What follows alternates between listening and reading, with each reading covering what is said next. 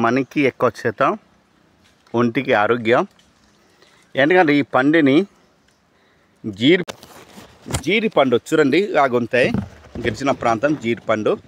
మనం ఎక్కువ శాతం జీడి పండుని తింటే మనం ఒంటికి ఎక్కువ ఆరోగ్యం, రక్తాన్ని కూడా ఎక్కువగా కాపాడుతాయి.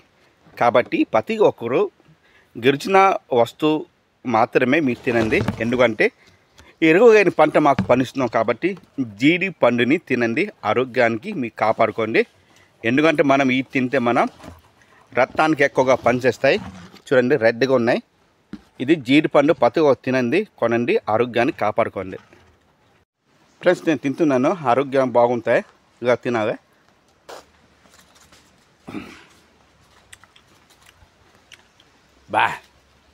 బాగుంది జీడిపండు.